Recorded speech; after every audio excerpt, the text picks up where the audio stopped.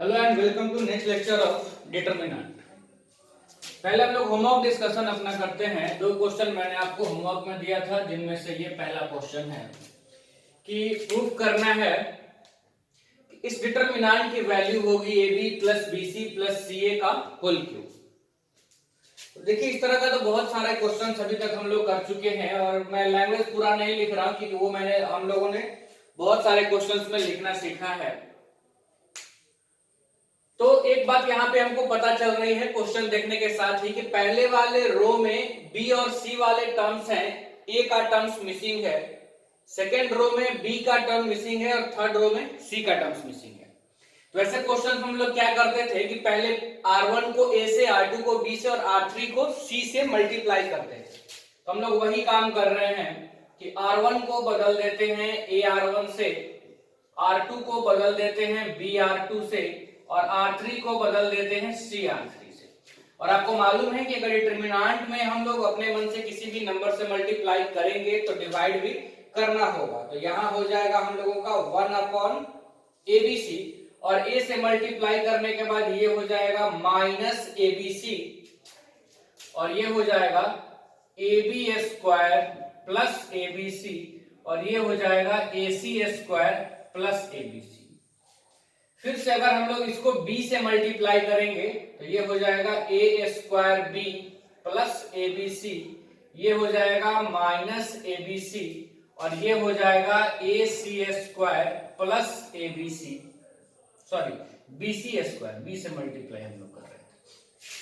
फिर इसको जब हम लोग C से मल्टीप्लाई करेंगे तो हो जाएगा A square C plus ABC, इसको C से मल्टीप्लाई करेंगे तो CB स्क्वायर प्लस ABC और यहां हो जाएगा माइनस ABC, माइनस ABC। अब हम लोग क्या देख पा रहे हैं कि हम लोग कॉमन ले सकते हैं। इस तरह का टर्म्स हम लोगों को क्रिएट करना है, AB plus BC plus CA का होल क्यूब। तो अब हम कॉमन ले लेते हैं। C1 में से A कॉमन आ सकता है, C2 में से B कॉमन आ सकता है और C3 में से C कॉमन आ सकता है। तो मैं लैंग्वेज नहीं लिख रहा हूं, आप समझ रहे होंगे। तो यहां से अगर हम लोग A कॉमन लेंगे, यहां से B और यहां से C, तो बाहर आ जाएगा ABC डिवाइडेड बाई ABC और इसमें से A कॉमन लेने के बाद क्या बचेगा, देखिए आप, minus BC, AB plus BC और यहां भी बचेगा AC प्लस BC। इसमें से B कॉमन लेने के बाद क्या बचेगा, AB प्लस AC, यहां बचेगा माइनस AC और B कॉमन लेने के बाद BC प्लस AC और यहां से C कॉमन लेने के बाद AC प्लस AB और यहां से C कॉमन लेने के बाद BC प्लस AB और यहां से C कॉमन लेने के बाद बचेगा माइनस का AB। इस तरह का टर्म्स बन गए। ये तो हमारा कैंसिल ही हो जाएगा। हम लोग सोचेंगे कि ये कैसे आएगा, AB plus BC plus CA। तो आप देखिए ना कि यहाँ अगर AB और AC है तो यहाँ पर माइनस BC है, यहाँ AB और BC है तो यहाँ पर माइनस AC है और यहाँ AC और BC है तो यहाँ BC और AC है। तो ये तो अगर हम लोग क्या करें अब कि C1 को अगर बदल दें, C1 को इंटरचेंज कर दें C1 माइनस C2 से, तो इसमें से ये सबट्रैक्ट हो जाएगा तो माइनस का वो आ जाएगा AB plus BC plus CA। इसमें से ये हो जाएगा तो ये माइनस माइनस प्लस हो जाएगा तो AB plus BC plus AC और इनमें से ये सबट्रैक्ट करेंगे तो यहाँ तो जीरो हो जाएगा, तो कॉमन आ सकता है हमारा। और लगे हाथ हम ये भी चेंज कर देते हैं यहीं पर कि C2 को बदल देते हैं C2 माइनस C3 से और देखते हैं क्या आता है। तो देखिए, तो यहां हो जाएगा डिटरमिनेंट ऑफ, इसमें से जब ये घटेगा और माइनस अगर हम लोग कॉमन ले लेंगे तो आ जाएगा AB plus BC plus CA। इसमें से ये घटेगा तब तो ये प्लस ही हो जाएगा, तो ये हो जाएगा AB plus BC plus CA और इसमें से इसको घटाएंगे तो हो जाएगा जीरो। और अब आप देखिए C2 में से C3 को, तो AB और AC सब्ट्रैक्ट होगा तो क्या हो जाएगा, जीरो। फिर इसमें से जब हम लोग ये घटाएंगे तो माइनस में कॉमन आ जाएगा माइनस, तो हो जाएगा AB plus BC plus CA और इसमें से जब ये हम लोग हटाएंगे तो हो जाएगा वही a b plus b c plus c a. और C3 में हम लोग कुछ नहीं किए हैं तो जो कहते हो a c plus A b, second element है हम लोगों का बी सी प्लस ए बी, और ये है माइनस का ए बी। अब आप जरा देखिए कि काफी इजी हो गया। तो इसमें से भी एक बार कॉमन आ सकता है, इसमें से भी एक बार कॉमन आ सकता है, और फिर आप इसको एक्सपेंड कर दीजिए। तो मेरे ख्याल से अब आप इसको कर सकते हैं इजीली। यहां से एक बार कॉमन, एक बार यहां से कॉमन, तो स्क्वायर तो कॉमन आ ही जाएगा, और फिर आप एक्सपेंड कर देंगे तो क्यूब भी आ जाएगा। देखिए ध्यान से, फिर हम लोग अगले क्वेश्चन को डिस्कस करते हैं।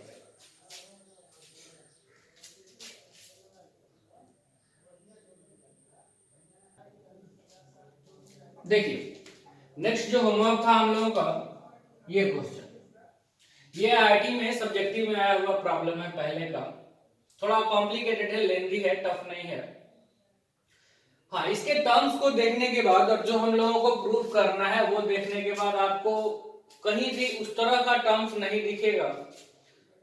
जैसे एक्स स्क्वायर, तो एक्स स्क्वायर का तो टर्म्स इसमें हमको दिख ही नहीं रहा है, ना ही ए स्क्वायर जैसा टर्म्स कुछ दिख रहा है। बस क्या दिख रहा है, तो एक्स प्लस बी वाई जैसा टर्म दिख रहा है। लेकिन अगर हम उसमें भी चाहेंगे कि तीनों को ऐड करके रोज को या कॉलम्स को अगर हम उस तरह का टर्म्स क्रिएट कर लें directly x plus b y plus c, तो वो नहीं होने वाला है।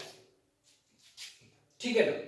तो उसके लिए हम लोग क्या करते हैं कि स्क्वायर तरह का टर्म्स देखने से ये तो हम लोगों को पता चल ही रहा है कि स्क्वायर है तो हम लोगों को मल्टीप्लाई करना ही होगा। तो तरीका देखिए क्या है कि हम लोग R1 को मल्टीप्लाई कर लें A से, R2 को मल्टीप्लाई कर लें B से, और R3 को मल्टीप्लाई कर लें C से। लेकिन अगर हम तीनों को मल्टीप्लाई करेंगे तो हम लोगों को फिर से इधर भी जो कैलकुलेशंस होगा हमारा वो लेंथी हो जाएगा। पिछले लेक्चर में भी या थोड़ा देर पहले भी हम लोग इस तरह का क्वेश्चंस किए थे होमवर्क से पहले। तो मल्टीप्लाई करके भी कर सकते थे, या किसी एक रो को मल्टीप्लाई कर ले और बाकी के रोज को ऐसे ही रहने दें, और फिर उनको मल्टीप्लाई करके डायरेक्टली रोज में ऑपरेशन कर ले। आप चाहे तो यहीं पर R1 को A से, R2 को B से, R3 को C से मल्टीप्लाई कर लीजिए, या हम सिर्फ अभी R1 को A से मल्टीप्लाई करते हैं, R1 को बदल दिए A R1 से, तो अपने मन से मल्टीप्लाई किए तो 1/a तो हमारा बाहर आ जाएगा, और ये देखिए क्या हो जाएगा, a square x minus A B y minus a c, ये हो जाएगा देखिए a b x plus a square y, और ये हो जाएगा a c x plus a square. फिर से R2 तो आपका जो का त्यों रहेगा, b x plus a y minus a x plus b y minus c, c Y plus b, c x plus a. देखिए बहुत ज्यादा देर तक हम लोग प्रॉब्लम्स पे नहीं सोच रहे हैं, ठीक है ना, क्योंकि उतना ज्यादा समय नहीं। लाइव क्लासेज अगर चल रही होती तो हम लोग करके देखते कि क्या होता है, और होमवर्क में था तो इतना तो आप सोचे ही होंगे कि ए से मल्टीप्लाई करने पे क्या हो रहा है, बी से, इसलिए मैं यहाँ पर नहीं आपको बता रहा हूँ कि मल्टीप्लाई करने पे क्या होगा क्या नहीं, उतना आप सोचे हुए होंगे होमवर्क में। अब जरा देखिए, अगर इसमें b से मल्टीप्लाई होता और इसमें c से मल्टीप्लाई होता, और तब अगर हम लोग ऐड करते तो देखिए क्या आता, यहां होता बी स्क्वायर एक्स और यहां होता सी स्क्वायर एक्स, तो इन तीनों में से x कॉमन ले लेते तो a square plus B square plus C square का टर्म हमारा क्रिएट हो जाता। यहां हो जाता ए बी वाई प्लस में, यहां है माइनस में, कैंसिल, और सी से मल्टीप्लाई तो ए सी प्लस में, यहां माइनस ए सी, कैंसिल। तो बात समझ में आ रही है? तो आप वहां भी कर सकते थे, लेकिन ये दोनों ही रूल लेंथी ना हो जाए, इसलिए मैंने नहीं किया था इनको। तो अब हम लोग यहां पर क्या कर सकते हैं कि फिर से हम R1 को ही बदल रहे हैं। कैसे? तो R1 plus b into R2 plus c into R3 से, तो देखिए हमारा क्या हो जाएगा, ये तो 1/a हम लोगों का बाहर ही रह जाएगा। इसमें b से मल्टीप्लाई करेंगे तो B square x plus A B Y, तो प्लस ए बी वाई और माइनस ए बी वाई तो कैंसिल ही हो जाएगा, और ये हो जाएगा सी स्क्वायर एक्स प्लस ए सी, तो ए सी और माइनस ए सी कैंसिल, यानी बचेगा क्या फाइनली कि a square x plus B square x plus C square x. तो अगर हम लोग एक्स कॉमन ले लें तो क्या बच जाएगा कि a square plus B square plus C square. इतना आप करके देखे हुए होंगे क्योंकि ये क्वेश्चंस मैंने आपको होमवर्क में ही छोड़ा हुआ था। अब आप देखिए कि जब हम लोग इसमें b से मल्टीप्लाई करेंगे, तो b से मल्टीप्लाई करेंगे तो ये क्या हो जाएगा माइनस ए बी एक्स, और यहां है प्लस का ए बी एक्स, खत्म। ये हो जाएगा बी स्क्वायर वाई और ये है ए स्क्वायर वाई, ठीक है ना। और ये माइनस का बी सी और यहां हो जाएगा सी से प्लस का बी सी, तो ये कैंसिल ही, और यहां बचेगा सी स्क्वायर वाई। यानी इन तीनों को जोड़ने पर इस ऑपरेशन से क्या बचेगा हमारा a square y plus B square y plus C square y. तो अगर हम लोग y कॉमन ले लें तो फिर से हमारा ब्रैकेट में रहेगा a square plus B square plus C square. और फिर सेम ऑपरेशन अगर हम लोग इधर करेंगे तो b से मल्टीप्लाई करेंगे तो B C Y plus B square, और यहाँ c से मल्टीप्लाई अगर हम लोग करेंगे तो माइनस ए सी एक्स और यहाँ प्लस का ए सी एक्स, कैंसिल ही हो जाएगा, और माइनस यहाँ पर हो जाएगा बी सी वाई और यहाँ पे प्लस का बी सी वाई, कैंसिल ही हो जाएगा। यानी यहाँ बच जाएगा ए स्क्वायर, यहाँ बी स्क्वायर, यहाँ सी स्क्वायर, यहाँ कॉमन भी कुछ नहीं बचेगा एक्स और वाई का टर्म्स, यहाँ सिर्फ ये बच जाएगा a square plus B square plus C square. और R2 हमारा ज्यों का त्यों b x plus a y minus a x plus b y minus c और सी वाई प्लस बी, और ये हो गया हमारा c x plus A c Y plus b minus a x minus b y plus c. ठीक है ना। अब हम लोग जरा सोचिए कि क्या कर सकते हैं कॉमन लेने के बाद, और हम लोग क्या कर सकते हैं। देखिए तो कॉमन लेने के बाद क्या कर सकते हैं, तो पहले कॉमन लेते हैं फिर देखते हैं क्या बचता है, उसके हिसाब से हम लोग सोचेंगे। तो अगर हम कॉमन ले लें तो बाहर आ जाएगा a square plus B square plus C square, और 1/a ऑलरेडी उधर था तो a पहला रो में बच जाएगा एक्स वाई 1, फिर यहां तो वही बचेगा bx प्लस ए वाई, फिर यहां बचेगा minus a x plus b y minus c, और यहां बचेगा सी वाई प्लस बी, फिर यहां c x plus A c Y plus b minus a x minus b y plus c. अब जरा हम लोग सोचते हैं कि चलिए एक तो ए स्क्वायर प्लस बी स्क्वायर सी स्क्वायर जैसा टर्म्स हम बाहर ले लिए, अब इस तरह का टर्म्स चाहिए तो कैसे क्रिएट किया जाए। तो देखिए थोड़ा छोटा करने के लिए अगर हम लोग इसमें b से मल्टीप्लाई कर दें, किसमें r1 में, और r2 में से घटा दें तो bx घट जाएगा इसमें से, by घट जाएगा इसमें से, और b घट जाएगा इसमें से, यानी बच जाएगा सिर्फ क्या, तो ay और by ऐसा कुछ टर्म बच जाएगा। और इसको कैसे बदलते हैं, तो x के साथ c है तो c से मल्टीप्लाई करके घटा देते हैं।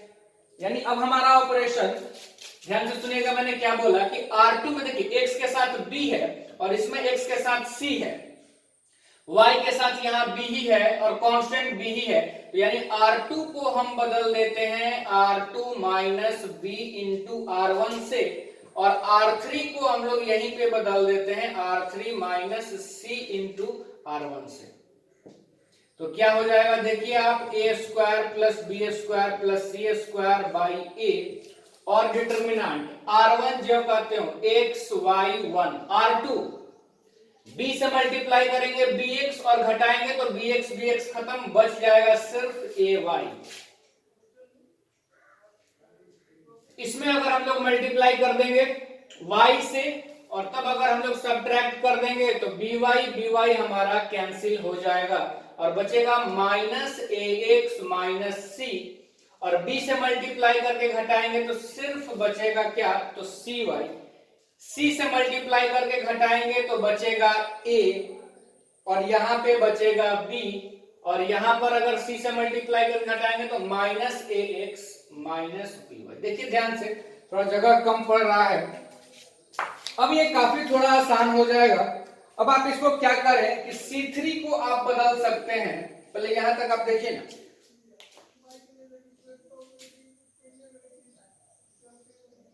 हम लोगों को किस तरह का टर्म्स चाहिए, तो ax plus by plus c type का हमको टर्म्स चाहिए। तो आप C3 को ही बदल सकते हैं, C3 plus x into C1 plus y into C2 से, तो आंसर आ जाएगा। अब आप शायद कर सकते हैं, यहाँ के पास आप कर लीजिएगा, नहीं होगा तो आप कमेंट करके बताइएगा। अब है आसान, जो मैंने ऑपरेशन बोला उससे भी आप कर सकते हैं। देखिए आगे बढ़ते हैं, हम लोग कुछ ऑब्जेक्टिव क्वेश्चंस को करते हैं जो आए हुए हैं जेईई एग्जाम्स में, लेकिन मैं उनका ऑप्शन नहीं लिखूंगा, हम लोग एज ए सब्जेक्टिव उसको ट्रीट करेंगे ऑब्जेक्टिव क्वेश्चंस, क्योंकि ऑप्शन लिखने पे समय ही झुटमुट का बर्बाद होगा। तो आगे हम लोग देखते हैं इससे। देखिए ये क्वेश्चन हम लोग करते हैं, आईआईटी का आया हुआ ही है। इसमें दिया हुआ है आपको कि for X Y Z greater than 0 find the value of this. इस डिटरमिनेंट की वैल्यू हमको बताना है जब x, y और z तीनों पॉजिटिव है। जैसा कि हम देख पा रहे हैं कि x, y और z का यूज किया गया है कहीं पे लॉग के आर्गुमेंट के लिए, कहीं पे लॉग के बेस के लिए। और हम तो जानते हैं कि लॉग डिफाइन तभी होता है जब उसका आर्गुमेंट और बेस दोनों ही 0 से बड़ा हो। जैसे मान लीजिए अगर कहीं लिखा हुआ है y is equal to log X to the base a, तो आप पढ़े होंगे बेसिक में, मैंने आपको बताया भी है कि लॉग तभी डिफाइन होगा जब x greater than 0, a greater than 0 and a not equal to 1। तो बस यही कारण है ताकि, क्योंकि आपको ये दिया हुआ है कि x, y और z तीनों ग्रेटर देन 0 है, ताकि आपका लॉग डिफाइन हो सके, तब आपको इसका वैल्यू बताना है। तो हम यहां देख रहे हैं कि पहले वाले रो के इन दोनों ही एलिमेंट्स में आर्गुमेंट है y और z, जबकि बेस हमारा x है। दूसरे वाले रो के इन दोनों एलिमेंट में आर्गुमेंट है x और z, जबकि बेस हमारा y है। और तीसरे वाले में बेस हमारा z है। तो इतना तो हम लोगों को समझ में आता है कि R1 में बेस को x रखा गया है, R2 में y रखा गया है और R3 में z रखा गया है। और 1 देखने के साथ ये भी हमारे दिमाग में आ रहा है, बेस को x देख करके ये भी दिमाग में आ रहा है कि हम लोग 1 के जगह पे यहाँ पे लिख सकते हैं log x to the base x, इसको लिख सकते हैं log y to the base x, और इसको लिख सकते हैं log z to the base x। फिर ये log x to the base y, log y to the base y और log z to the base y।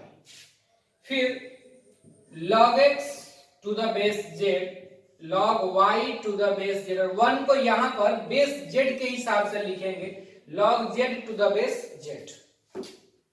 ऐसा हम क्यों लिखे? क्योंकि हम जानते हैं कि अगर और लॉग में आर्गुमेंट और बेस दोनों इक्वल हैं तो उनकी वैल्यू 1 हो जाती है। तो उसी से हम लोग 1 को रिप्लेस कर दिए। रिप्लेस करते समय भी हम लोग ये ध्यान रखें कि उस रो में जिस तरह के एलिमेंट्स है उसी तरह के एलिमेंट्स को हम लोग क्रिएट किए। तो आईटी का आया हुआ क्वेश्चन थोड़ा बहुत आपको दिमाग तो लगाना ही होगा। अब चेंज बेस से आपको ये बहुत ही बेसिक सा प्रॉपर्टीज है लॉग का कि log m to the base n को आप लिख सकते हैं log m divided by log n। ठीक है, तो उसी प्रॉपर्टीज को हम लोग यूज करके इसको लिख रहे हैं log x divided by log x, इसको लिख रहे हैं log y divided by log x, और इसको लिख रहे हैं log z divided by log x। Similarly हम लोग बाकी के एलिमेंट्स को भी लिख सकते हैं। तो इतना तो आपको समझ में आ गया होगा कि दूसरे वाले रो में जो डिनोमिनेटर में एलिमेंट्स होंगे वो होंगे log y, log y, log y, और इस वाले में होंगे log z, log z, log z। अब हम क्या करते हैं कि log x कॉमन ले लेते हैं, 1 by log x basically common ले लेते हैं पहले वाले रो से, दूसरे वाले रो से 1 by log y कॉमन ले लेते हैं, और तीसरे वाले रो से 1 by log z हम कॉमन ले लेते हैं।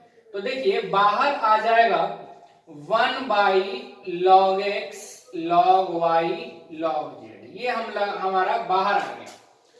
अब पहले वाले रो में क्या बच जाएगा कि log x, log y, log z, दूसरे वाले रो में क्या बच जाएगा log x, log y, log z, log x, log y, log z, और तीसरे वाले रो में भी क्या बच जाएगा कॉमन लेने के बाद कि log x, log y, log z। और आप जानते हैं कि अगर किसी डिटरमिनेंट के कोई भी दो रो या दो कॉलम्स आइडेंटिकल हो जाए तो उस डिटरमिनेंट की वैल्यू 0 हो जाती है। यहाँ तो तीनों ही रो आइडेंटिकल है तो वैल्यू क्या हो जाएगी 0। क्लियर है? बढ़ते हैं नेक्स्ट क्वेश्चन की तरफ। देखिए इसमें दिया हुआ है कि एबीसी आर पॉजिटिव, और एबीसी है क्या, तो ये किसी जीपी के पीएथ क्यूएथ और आरएच टर्म्स हैं। किसी भी जीपी का पीएथ टर्म है स्मॉल ए, क्यूएथ टर्म है बी और आरएच टर्म है सी। और ये भी दिया हुआ है कि एबीसी पॉजिटिव है। पॉजिटिव देना उसकी मजबूरी है क्योंकि हमसे इसका वैल्यू पूछा जा रहा है। तो अगर वो क्लियर नहीं करेगा कि एबीसी पॉजिटिव है कि नहीं है तो फिर हमारा यहाँ पे लॉग ही डिफाइन नहीं हो पाएगा।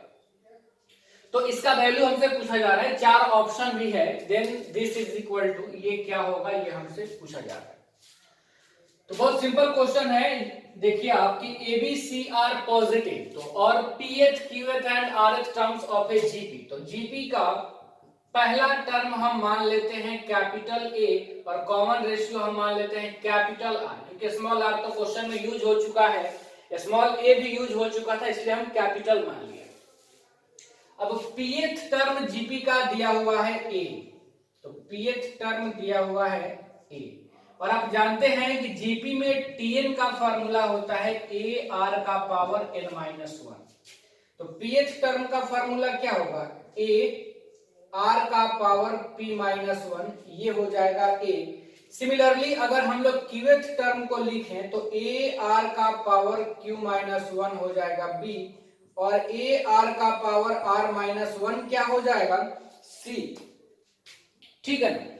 अब हमको क्या चाहिए, लॉग ए। तो अगर हम लोग यहां से लॉग ले लें दोनों तरफ, तो log A is equal to log इतना, एक हम बस लिख दे रहे हैं पूरा और बाकी हम लोग डायरेक्टली लिख देंगे। ये हो जाएगा लॉग ए इंटू आर का पावर पी माइनस 1।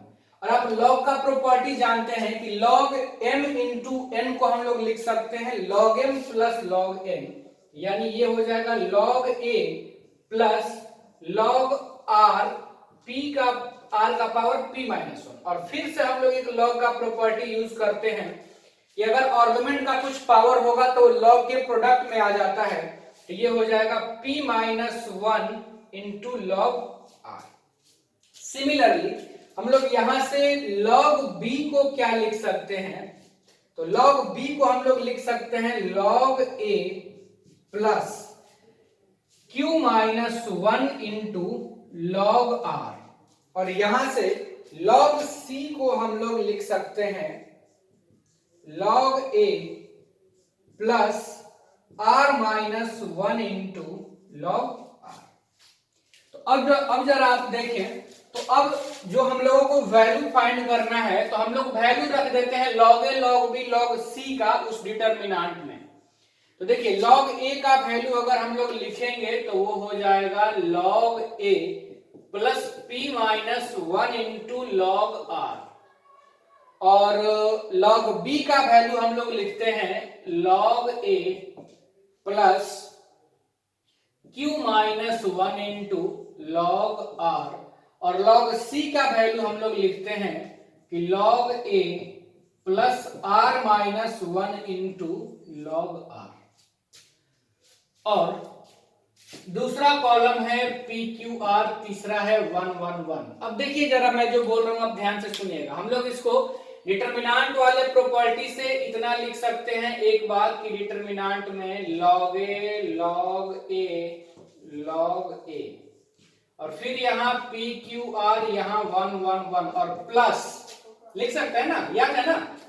हाँ, और यहां से इस डिटरमिनेंट को हम लोग क्या लिख सकते हैं कि p minus 1 log r, q minus 1 log r, और फिर से r माइनस 1 log r, और फिर ये p q r, फिर ये 1 1 1। अब जरा आप देखिए इस डिटरमिनेंट की वैल्यू अगर हम लोग पहले वाले कॉलम से log a कॉमन ले लें तो यहाँ पे हो जाएगा 1 1 1, और ये भी है 1 1 1, तो डिटरमिनेंट की वैल्यू 0 हो जाएगी। और अगर हम लोग यहां से कॉमन ले लें एक बार, देखिए log r, तो बचेगा p minus 1 q minus 1 r minus 1, तो अगर हम लोग C3 को इसमें ऐड कर दें तो ये भी हो जाएगा PQR और यहाँ भी है PQR, यानी दोनों आइडेंटिकल हो जाएंगे C1 C2 और यहाँ C1 C3। तो इस डिटरमिनेंट की वैल्यू क्या हो जाएगी 0, यानी इस डिटरमिनेंट की वैल्यू क्या होगी हमारी 0। देखिए ध्यान से,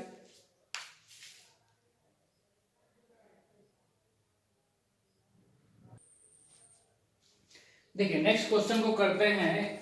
काफी अच्छा क्वेश्चन है समझने के पॉइंट ऑफ व्यू से, बहुत बेसिक कंसेप्ट को इसमें यूज किया गया है। देखिए इसमें कहा जा रहा है कि इफ नंबर्स, पहला नंबर है आपका A to 8, दूसरा नंबर है 3B 9 और तीसरा है 6 to C, और इनके बारे में कहा जा रहा है कि ये तीनों ही नंबर 3 डिजिट के नंबर हैं, जहां पे ABC इंटीजर हैं और ABC की वैल्यू 0 से 9 के बीच में है। ये तो स्वाभाविक सी बात है कि ABC की वैल्यू इनके बीच में होगी तभी ये 3 डिजिट के नंबर हो पाएंगे। आगे कहा जा रहा है कि अगर ये तीनों ही नंबर किसी कांस्टेंट k से डिविजिबल हैं, अगर ये तीनों ही नंबर किसी कांस्टेंट k से डिविजिबल हैं, तो हम लोगों को प्रूफ करना है कि ये डिटरमिनेंट भी k से, इस डिटरमिनेंट का तो कुछ वैल्यू ही आएगा ना, वो भी k से डिविजिबल होगा। इसका मतलब है कि हमको कुछ कॉमन फैक्टर्स इस तरह का क्रिएट करना होगा इसमें कि लगे कि हाँ ये डिटरमिनेंट k से डिविजिबल है। तो जरा आप देखिए ध्यान से, तो यहां पहले रो का आप एलिमेंट देखिए A3 और 6। A3 और 6 क्या है, तो जो तीन नंबर हमको दिए गए थे उन तीनों में जो 100 प्लेस पे नंबर है A3 6 वही है। सेकंड है 8 9 और C, यानी यूनिट प्लेस का नंबर है तीनों का। और थर्ड में है 2B और 2, यानी कि ये है नंबर हमारा 10th प्लेस का। और हम लोग एक बहुत ही बेसिक सी बात बचपन में सीखे हुए हैं, किसी भी नंबर को लिखना हो जैसे 8 to 8, तो 3 अंकों की संख्या को हम लोग कैसे लिखते थे, 100th place into 100 plus 10th place into 10 plus unit place लिखते थे ना। सिमिलरली हम लोग इसको 3B9 को लिख सकते हैं 3 into 100 plus B into 10 plus 9 और 6 2 C। हम बस क्या कर रहे हैं कि जो बचपन का हमारा कंसेप्ट था किसी भी नंबर को एक्सपैंड करने का, उसको हम यूज कर रहे हैं। 6 into 100 plus 2 into 10 plus C, या C इंटू 1 9 इंटू 1 8 इंटू 1 भी हम लोग लिखते थे। अब हम देखते हैं कि ये तीनों तो हो ही रहे हैं k से डिवाइड, तो उस वो डिटरमिनेंट भी k से डिविजिबल होगा, ये हम लोगों को देखना है। तो इतना तो मालूम चल रहा है कि यूनिट प्लेस में किसी नंबर से मल्टीप्लाई नहीं होना चाहिए, और ये हमको डिजिट्स दिख रहे हैं कहां पे, तो R2 में। तो अगर हम इस डिटरमिनेंट में ऑपरेशन कर दें, यानी R2 को बदल दें, किससे बदले, तो R2 प्लस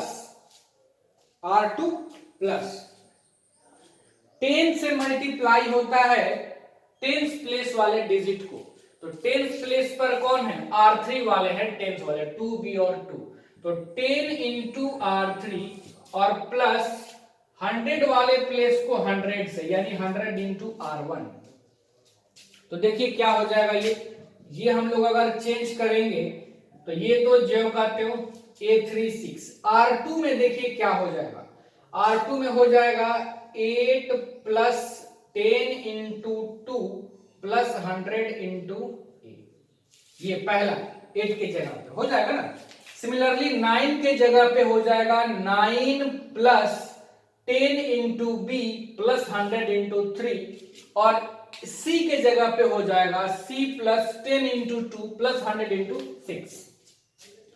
तो जब इस तरह के टर्म्स क्रिएट हो जाएंगे, यानी वही नंबर हमारे क्रिएट हो जाएंगे, अगर वो नंबर क्रिएट हो जाएंगे तो हम बोल सकते हैं कि इस डिटरमिनेंट, ये डिटरमिनेंट भी हमारा k से डिविजिबल हो रहा है। ठीक, बहुत अच्छा क्वेश्चन था, लेकिन अगर जो लोग समझ गए उनके लिए बहुत आसान भी है। देखिए